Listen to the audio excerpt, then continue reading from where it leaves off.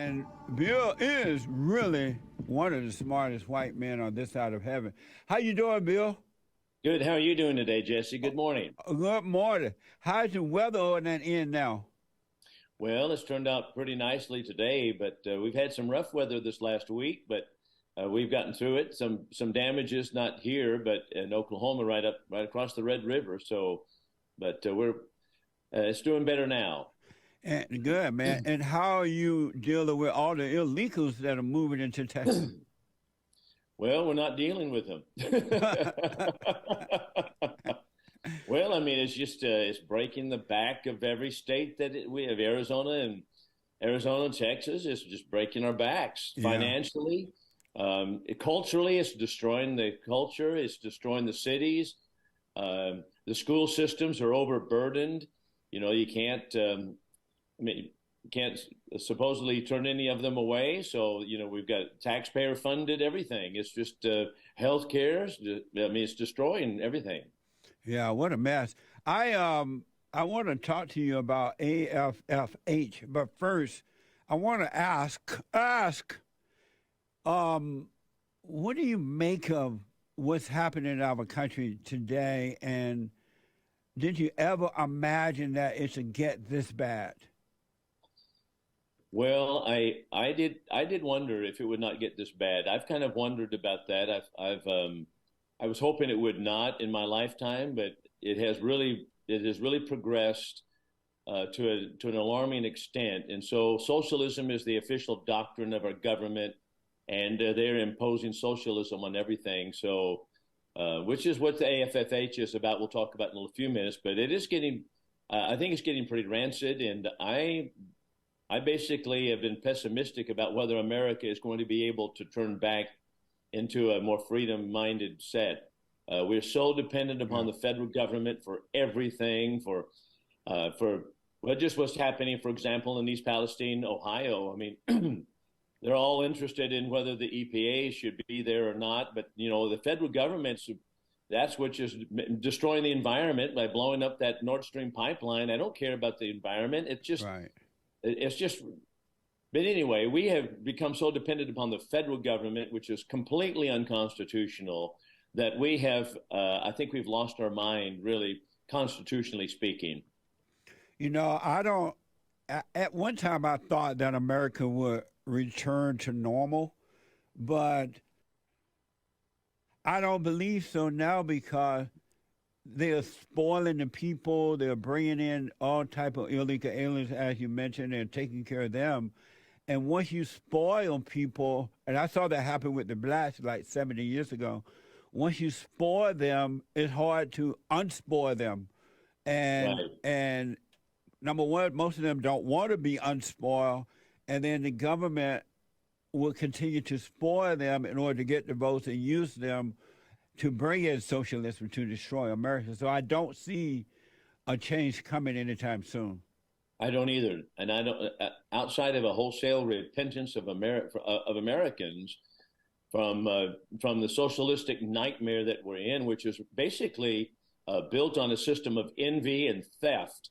And that's what socialism's all about. Unless we repent and turn back to God and have a national repentance, I don't see it changing. But we've become like all the nations of the earth, just another drop in the bucket that's gone socialistic and destroyed by its own government, really.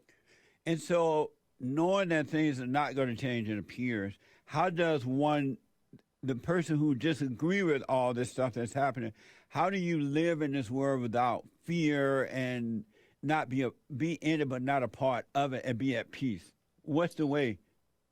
Well, if we don't trust in Christ and recognize that the victory is finally His, and He'll give it to us, whether that be through death, persecution, or whatever it may be, uh, nevertheless, unless we turn to Christ, we're not going to have any kind of victory. We're not going to have any kind of satisfaction of anything at all, and that's really the only hope, I think, Jesse. Yeah. One last question about the illegal alien situation. Texas, I was under the impression that Texas government was conservative for the most part, and Republican. Why is it so? Why is everything the same almost in Texas as it is in Arizona or California or places like that? If the government is the government conservative? Well, the Texas government is more conservative than the California government, for example, more conservative than the New York government. But that's all a sliding scale. As far as, just for example, when Obamacare was unconstitutionally was crammed down the throats of Americans, they gave the state of Texas, as well as all states, three options. Number one, we're going to come in and we're going to set up the exchanges, or you're going to set up the exchanges with federal oversight for people's health care. Number one. Number two, if you refuse to do it, we're coming in and doing it for you. So that was a second option. The third option would say, no, this is unconstitutional. The state of Texas is not going down the socialistic track, and you're not coming in and doing it either. Well, I would hope that the state of Texas would be strong enough with backbone to do that third option, but we were not. And I don't know any state that was. Every state said, so we went kicking and screaming, dragged to Obamacare, socialized medicine, which destroyed healthcare in America, had us destroyed healthcare. And now that we've got the illegals coming over, it's destroyed even more. Yeah. They shut down many hospitals. And so the taxpayers are not able to receive the healthcare that they really need. And so that was the position that the state of Texas took. So in answer to your question, they're conservative to a degree, but they kind of go kicking and screaming, being dragged by the federal government by the hooks in their nose and going down the track. And that's how we do. And a lot of people have moved from California to Texas Right. and other places to Texas. Is that good? I mean, is that going to make a change, or is that going to help? Well, it's good for a time. It'll be good for a time. But the same thing in California is coming here. Yeah. And unless we can get a handle on exactly what the principles of the Constitution are that we need to really abide by and understand what socialism is all about and resist it, not simply go reluctantly down the track of socialism and being dragged by the Fed. Unless we understand those principles and get them locked into our mind, we're not going to be able to resist either. Yeah. And that's kind of how it's going. So we have everything here that they have in California, except to a lighter degree, practically speaking. So is it wise to be running from state to state when things get bad? Well, I don't decry the people the ability and the opportunity to do that. I don't think that I mean, I understand that. I think that if I was in California, I know many people in California are leaving. I think California lost 500,000 people, and they're showing that they don't like the policies. But the government of California, in spite of the fact that they don't have that tax base, and those are middle class and upper class people, they're leaving. The tax base is leaving California. Well, how's that going to work out?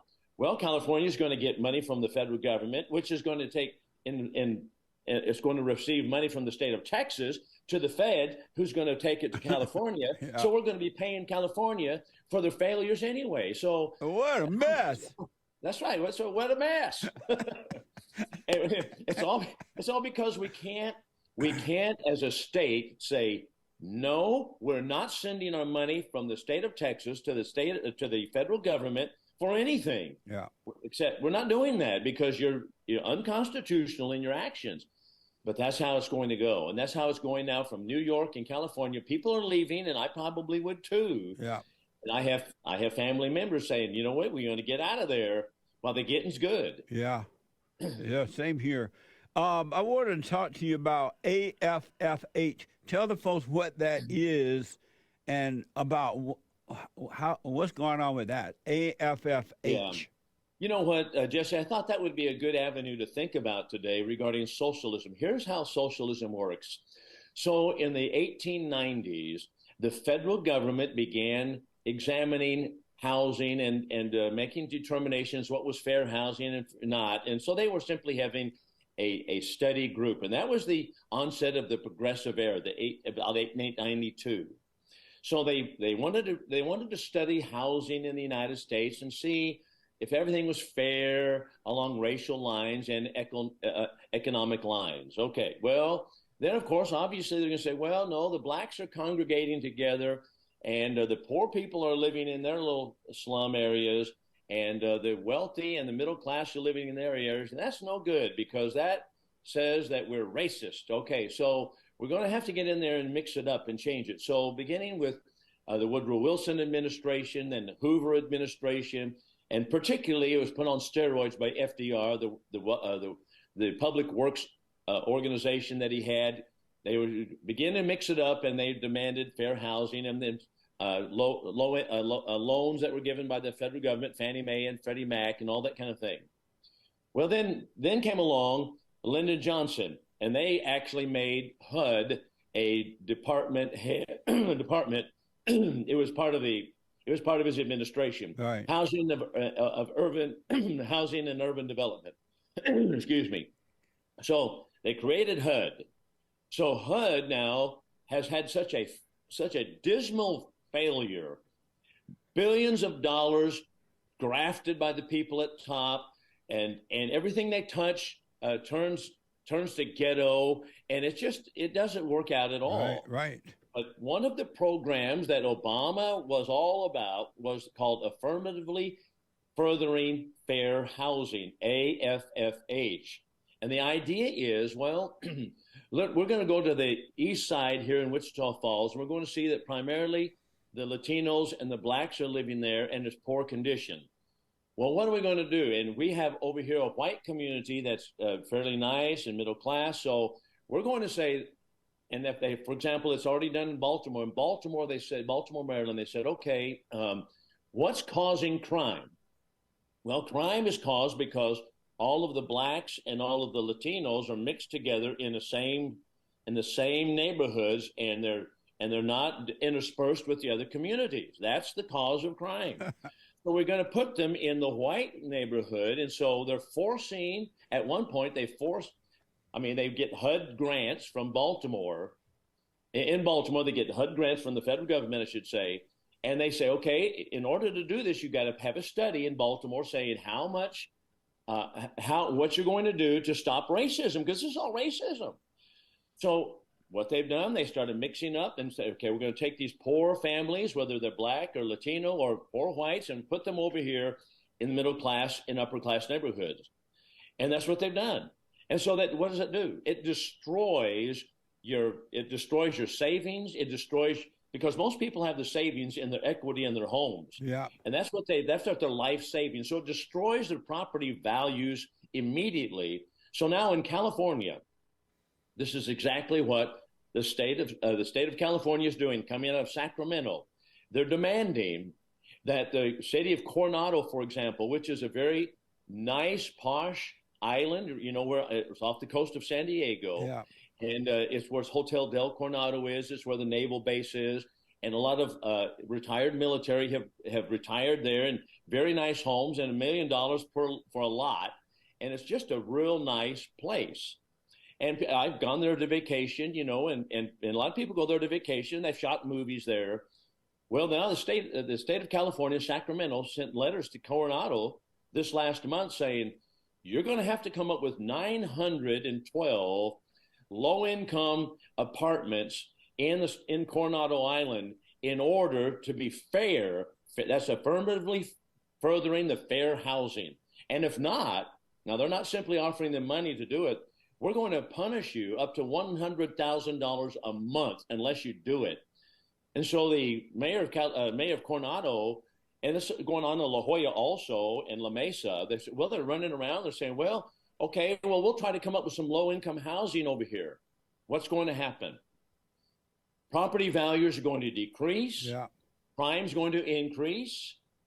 Then you're going to lose your value. Your home value is going to plummet, which is where your savings is. The equity in your home is going to be destroyed, and everybody is going to go to a lower level, because that's what socialism does. It doesn't bring everybody up. It takes everybody down.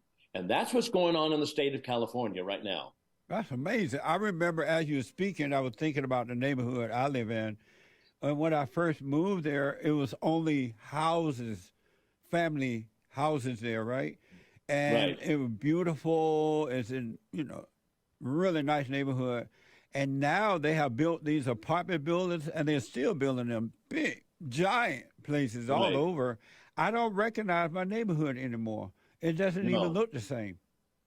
No. See, and for example, Lyndon Johnson had a huge housing project in St. Louis, Missouri, called the Eagle Pruitt, and it was just several buildings of just gigantic apartment complexes. It was for this type of idea, that is, we're going to give it for the poor people. It became the hood. Yeah. Crime was terrible. It was run by the government, so the maintenance on the buildings were just crumbling apart. But they had the law that is, okay, we want only single mothers coming in there. Because after all, if you have a father in the home, that shows that you have an ability to go to the middle class. Right. So, okay, so the fathers cannot come. So what would happen? They would have a black mother come in there with her children, and she was married, but she acted like she wasn't, and the husband had to stay away because he said, okay, here's a free home for you. But so he would try to sneak in. He would Yeah. sneak in later to see his wife and children, and so they would, when they found that out, they booted them out. So they had to have security to keep the fathers out, and they booted them out. So they incentivized non-marriage, single mothers having children, and it became a huge ghetto project. It was finally, they took it down because it was just the biggest eyesore. It was the biggest failure in the HUD administration.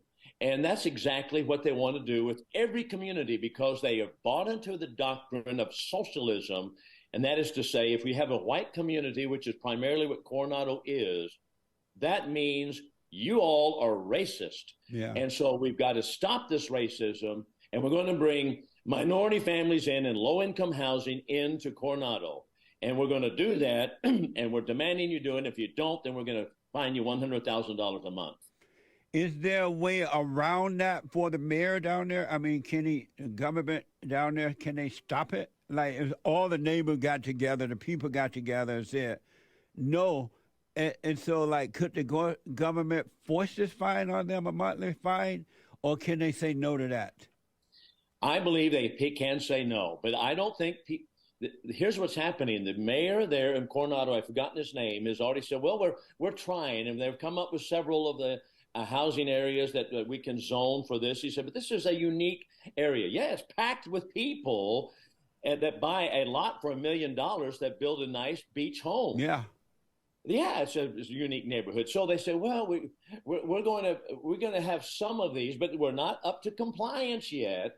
And so we're trying to get there with a few hundred apartments, but they demand 912. Yeah. That's the number. And so the same thing in La Mesa, same thing in La Jolla. They're going to destroy the property values of La Jolla, people in La Jolla. And that means their savings account, their retirement accounts, everything that they've worked for in their entire lives is going to deplete by demanding socialism and bringing down the entire neighborhood. So they can stand up, in answer to your question, they could stand up and say, we're not having it. And if you want to do it, we're resisting. But you know what? You got so many people who are politically correct and say, well, yeah, they say we're racist if we don't do it. We don't want to be called racist, and so let's do it. It's just silly.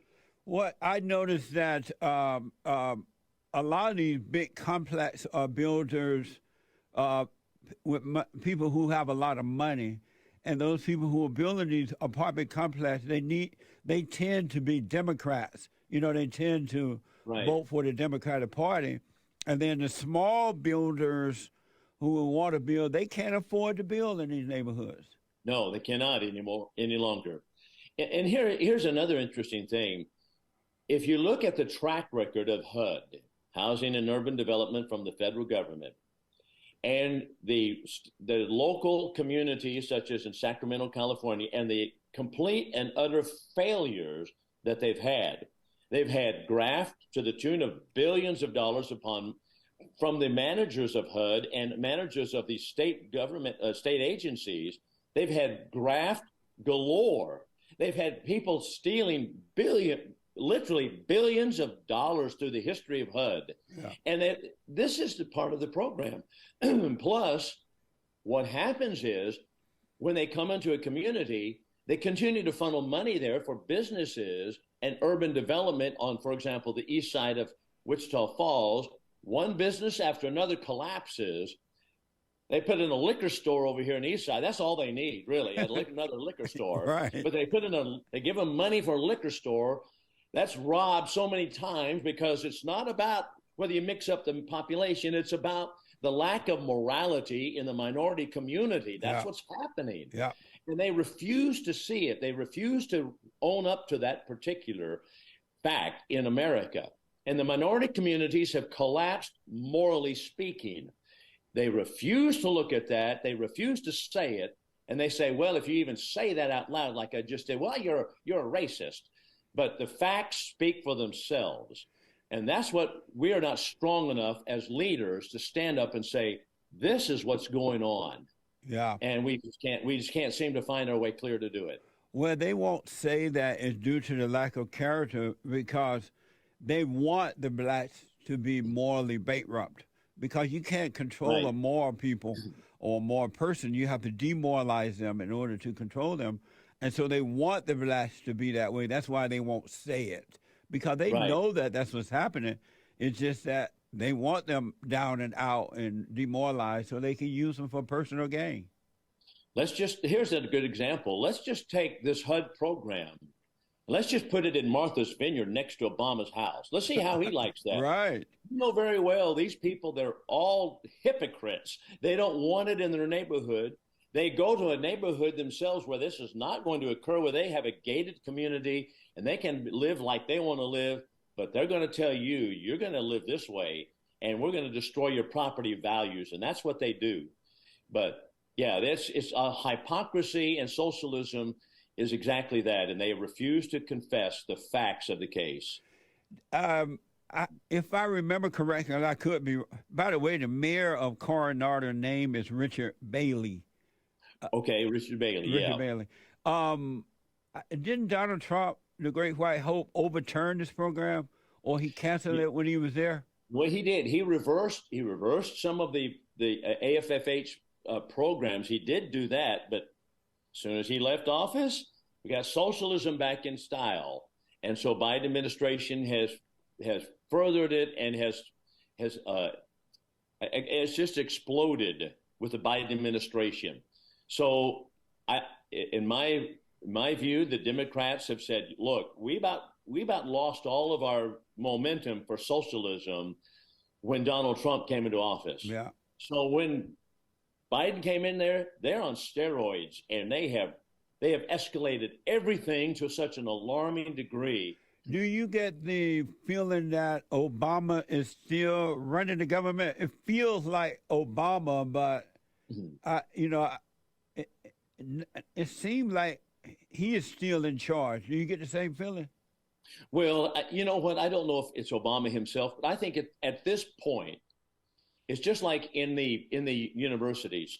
Marxism and socialism is the chic thing to teach. It is the end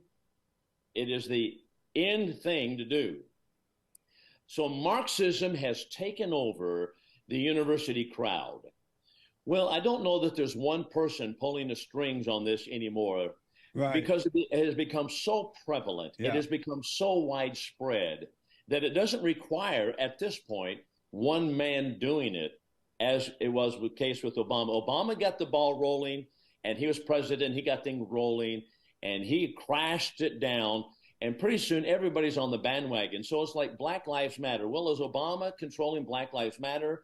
Well, not directly, but that's because the doctrine that Obama has subscribed to, which is basically Satanism, socialism, that doctrine has taken over the minds of the liberals and the Democrat Party, and we are just now on a train.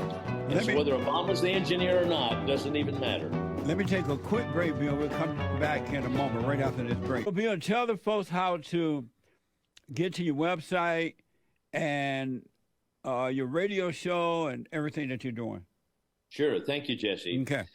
Before I do that, I wanted to mention that one of the names, the article that people need to look at is found in KPBS, and it was dated December 21st in 2022. But the Coronado Community Development Director is Richard Grunau, and he's the one that is the Community Development Director in Coronado, who they've talked to. So it includes the mayor, but Richard Grunau is the guy. So anyway. Thank you. Yeah, thank you. So you know what? We've rebranded my my radio show, and it is Patriotic Pulpit is what I call it, Patriotic Pulpit. Even though I still have a website, American Liberty with Bill Lockwood, that's running right now, and people can donate to that. Right. But the radio show is Patriotic Pulpit, and it's on Amazon Music. It's also on Spotify. Those are the apps you can find it on right now, and hopefully we'll be able to expand it even further. So that's that's where it is. And then my articles that I write, I don't put them on my website any longer. I put them on the News Talk 1290 website, which is in Wichita Falls, News Talk 1290. So the radio show is in Lubbock, Abilene, and Wichita Falls on Saturdays and Sundays. And then the website is News Talk 1290. And then, as I mentioned, and then the radio show, you can find it on Spotify as well as on Amazon Music under Patriotic Pulpit. Amazing. Thank you. One thing I want to mention about, I don't think Obama himself is there, but I know that a bunch of Obama's administration people are still there, at least some of them for sure. Oh, yeah. Yeah. And they're carrying out what he was already doing when he was there. Sure. Matter of fact, when Donald Trump came into office, one of his weaknesses was that he left so many Obama players in the departments. And so when we had Ben Carson take over the department he did, his lead secretary, as I understand it, was a black woman who was appointed by Obama, and she shut down the information flowing to Ben Carson, and I mean, she helped control and manage what was the information. So it took him a while to kind of figure out what was going on. People were screaming about all the things that were occurring, but that's because the Obama players, under the socialistic mantra, were still in office, and all these offices filled by Obama people. What a mess. Do you think that AFHF also is a way to add Democratic voters to red areas? Oh, sure. Yeah, absolutely. It's just to destroy the red areas. I have no doubt that that's true. That is exactly what, I mean, that, for example, when Obama was president, he put the most Muslims per capita in a city in, guess where? Amarillo, Texas. Why did he do that? And he did that secretly by night. He flew a big plane load of them in there. But because Amarillo is so conservative and Texas is such a red state, they have kind of turn it blue. And so that's what they did. That's what the whole plan is. Right now, their plan, of course, is to make Washington, D.C. a state. That's what they want. That's what the leaders of the Democratic Party are trying to do right now. So anyway, Chuck Schumer said that. Why don't the Republican representatives fight as hard to keep and make things right as the Democrats fight to make it wrong? You know what? I think that's exactly right. For one thing, I think there are too many people that are too weak, really. We have not paid attention to it. We've been too busy with our own lives and doing our own thing. And all of this began, as we mentioned in the HUD discussion, it began in the progressive era in the 1890s, where the federal government began to intrude in areas that was unconstitutional for them to intrude into. They have no business in housing, no business in the environment. There's no business for an EPA. There's no business for an HUD. There's no business for an IRS. All of that is unconstitutional. But we allowed that to go on because people had depressions, and we got federal government. FDR is going to save us all. And so let's say, and they just bought everybody off. And so now they're going by the doctrine of socialism.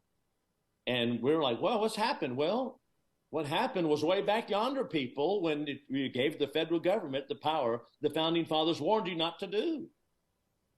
I saw a video, and I don't know how true it is, but I saw a clip of a video when Sam, I think the guy's name was Mayor Yorty, Sam Yorty, I guess. What was his name? Right. Yeah. The black mayor of Los Angeles. I believe so. I remember the name. And there was the white guy that was running against him said that, according to this video, I don't know if it's true or not, that if Sam Yorty win, that he gonna bring in the blacks, and blacks will usher in socialism. That when you bring in the blacks, you bring in socialism. And it caused me to wonder, and I mentioned this yesterday on my show here. I know that the black representatives know that they're pushing socialism and they're bringing it in for their own personal gain. But do you think black voters or black people know that they have a socialist mentality, or do they see it as something else? I don't think that at least with what I'm familiar, I don't think that they recognize the end game here, and that is the destruction of America, because socialism plays upon a person's selfish desire. And when you appeal to a person's selfish desire and appeal to your envy, and that I want to appeal to Jesse Lee Peterson that he doesn't live as well as Bill Lockwood, then that's an appeal to yourself. That's an appeal to selfishness. And so what's happened is, because of self at the center, we have ignored really what the end game is, which is the destruction of freedom. And that's what we're losing, liberty and freedom. We ought to be able to be free and have liberty to live where we want to live, and live with whom we want to live with, and in the community where I want to live. That's why people worship. That's why, there are black churches and there are white churches and there are mixed churches. Right. That's well and good. If people want to worship in a black church, I have more power to them. That's great. I shouldn't come in there and say, well, it's all black here in this church, therefore you must be racist because you don't have any white people in here. That's not, you know what? That's right. not my business to go doing that. If people want to do what they want to do. Yeah. The same thing with white churches. Let people do what they want to do. What's the government going to do? Come in and say, okay, we have so many black churches, so many white churches, and we demand that you mix it up and worship together in order to show that you're not racist? It's absurd. It's insane. But that's the social engineering that comes along with socialism. That was, by the way, that the black mayor at the time was Tom Bradley, and he was running against the white guy, Sam Yorty, I believe his name. And Sam, according to this video, Sam said that if Bradley should win, he's going to bring in radical socialist blacks, and they would be protesting at City Hall. They'd be sitting on the steps protesting. And lo and behold, that's exactly what happened. Yeah. It's just been downhill ever since. I wanted to ask, in your town where you live, it's not as big as where I live. Are you seeing the crime rate go up there and homelessness? Well, homelessness, indeed. You know what? I haven't followed the statistics, but I do know that drugs have become a huge, huge problem, and homelessness. It's beginning to pop up everywhere that you go in town. You see people that are living there in tents and under bridges, and it's just like, it's just not these idyllic communities like they used to be. Yeah. And so that's why a lot of people go out into the country. So in the country, the land prices are going skyrocketing because that's where people want to go, get away from it. But, Amazing. You can't get away from all of it. I know that, one last thing about this, I know that people would come together naturally. You don't have to force people to go to the same church or gather together or become friends. Because prior to the civil rights movement, which should have never happened, one of the worst things that ever happened to the country and to black people other than abortion, the blacks and the whites were coming together naturally. Those who agree with the same values, they were coming together, and those who didn't, they got together. And that, if the civil rights movement had not happened, I think we'd be better off today as a people than we are as a result of the civil rights movement. Well, indeed, the civil rights movement what people don't recognize is that it empowered further the federal government to oversee every little bit about the economy and every little bit about businesses, schools, hospitals, everything. It allowed the federal government to intrude into private business to an alarming degree. That's basically what has been accomplished here. And if we think about it, let's say that prejudice does exist in white hearts or in black hearts against white, whatever. And that would be basically a slice of hatred, wouldn't it? Yes, 100%. Well, that's right. So whose responsibility is it assigned to fix hatred in a human heart? Yeah. Is it the government, or is it the gospel of Jesus Christ and it is the preaching? It's the latter. Now, people may say, well, it wasn't happening. It wasn't happening. Well, you know what? It takes time. Just as socialism takes time to corrode a society, it takes time for the gospel to have an impact and change the society from the inside out. Yeah. In the Roman Empire, for example, Christians were at first persecuted, but by the influence of Christianity, by the 4th century, Christianity became a legal religion. It took 4 centuries. It took a long time, but it's permeating from the inside out. That's how you change human hearts with the gospel of Christ. It's not the government's role to step in there and say, we identify a white community, and the reason they're all white is because of discrimination. They don't know that anyway. The only reason they're all white is because they're discriminatory and have hatred in their hearts, and therefore it's our role to step in there and change it. We have lost sight of what really the role of the government is. That's why our founding fathers said all of these things and more also should be changed at a state level only, never taken to the federal government. Because you can control the state. You can control the state and what's going on in the local community easier than you can Washington, D.C. That's what the problem was. I never imagined that the government would be so big. I remember the government being small, and now it is major now. Yeah. Who can fight? Who can fight? You used to say you can't fight City Hall. Right. Well, okay, you can't. Can you fight the White House? Can you fight the Congress? Can you fight the United Nations? Which is easier? I know. Where are you going to most likely get a win, an accomplishment goal? At City Hall, or at the community level, or at the state level, or at the federal level, or the international level? Where are you most likely going to be able to impact it as an individual? I know. The answer is obvious. And even kids that are in juvenile detention understand the answer. Yeah, that's right. Before I let you go here, Bill, I want to play a soundbite of what the Great White Hope, one of our strongest leaders, had to say about AFHF. And for those who don't know, again, AFHF is affirmatively furthering. Affirmatively furthering fair housing. What a mess. Here's what they put all these fancy names on things to make them seem so nice, you know? Yep. Here's what Donald Trump had to say about that. This is from the AP and Fox. Watch this. Okay. The Democrats in D.C. have been and want to, at a much higher level, abolish our beautiful and successful suburbs by placing far-left Washington bureaucrats in charge of local zoning decisions. They're absolutely determined to eliminate single-family zoning, destroy the value of houses and communities already built. Your home will go down in value and crime rates will rapidly rise. People have worked all their lives to get into a community, and now they're going to watch it go to hell. Suburbia will be no longer as we know it. It's been going on for years. I've seen conflict for years. It's been hell for Suburbia. We rescinded the rule 3 days ago, so enjoy your life, ladies and gentlemen. Enjoy your life. Amazing, huh? That's why I like that man. Yeah. He knows what's going on. He's strong enough to stand up against this kind of nonsense.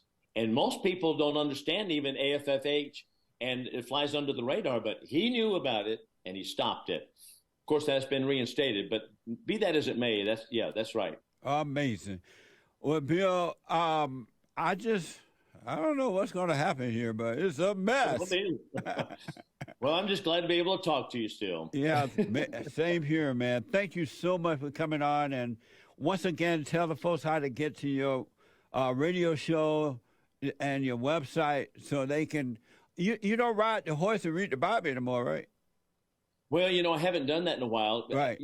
I was off. For one thing, I was off the horse for about a year. I just started riding last night, really. Right on. And so, but I was off the horse, for my medical issues Right. this last year. So I kind of had to lay low a little bit. But I'll try to get that going again. I mean, we've talked about that again. But anyway, the radio show is on Amazon Music app. It's Patriotic Pulpit, and it's also on Spotify, Patriotic Pulpit. The website I have is American Liberty with Bill Lockwood, and you can donate on there if you will, or if you wish to. And then my articles are on News Talk 1290 website at Wichita Falls. Amazing. Bill, thank you so much, man, and I look forward to talking to you soon. I don't know. We just have to.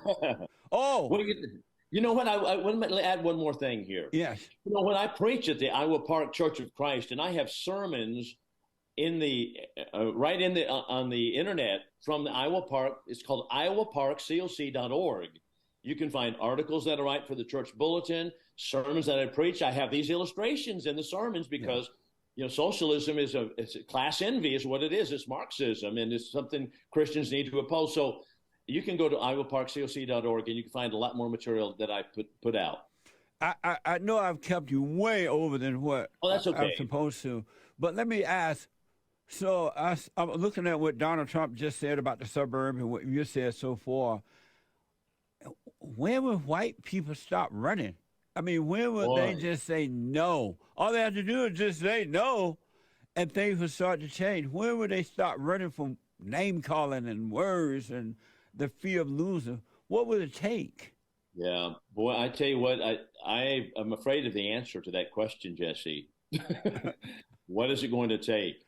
Because they're so weak, and is it going to take a civil war? Is that what's going to take? Is it going to take actual slavery, which we're almost there now, really, with slavery? I mean, you work half the year for the federal government. Our founding fathers said, hey, we're not going to take 10% of our money and give it to England.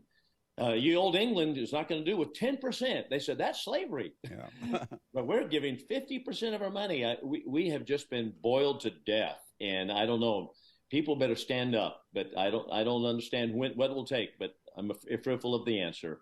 Well, I hope it doesn't come to a war thing, because the government, they controlling us in every area. And so we wouldn't have a chance with a civil war.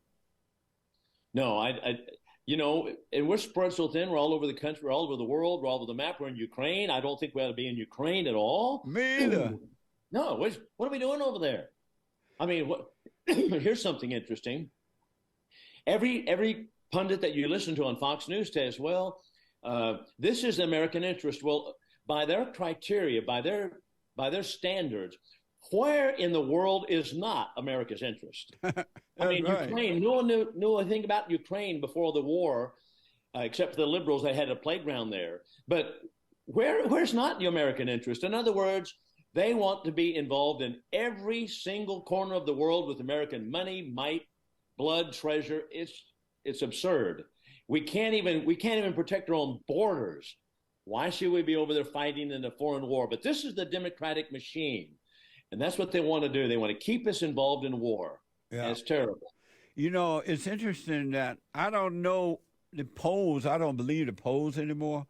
And they were saying that at least the Democratic voters, they want us over there in Ukraine, right? I don't believe it, though. I find it hard to believe. How can anyone want us in Ukraine while doing nothing at home? Crime and the borders wide open, and it's just a mess, and they're not spending one dime at home, and they're taking all our money to Ukraine. How can anyone be for that, I don't understand it. I think we're just so put to sleep, and I don't understand why we would be favorable to that, perhaps we don't understand that when we send that money over there, it devalues our dollar even further, which is we're about to lose it as the world currency anyway. Yeah. But it's just, I don't know, it's absolutely saddened to me to see that. And I see so many people on Fox News in support of the Ukraine war. And they get these generals on there, these generals who are retired saying, yeah, we got to get over there. It's American interest to get over there because Putin may go at the next country over here. He may go to this country. You know, that's why don't we go to China? Why don't we go stomp on China a little bit? You know, come on. What a man. Bill, Yeah. I enjoy, as always, talking to you. Thank you so much, and we'll Hey, talk it's again. my privilege. Yes, Lord bless you. Thank you. You too, Bill. Take care.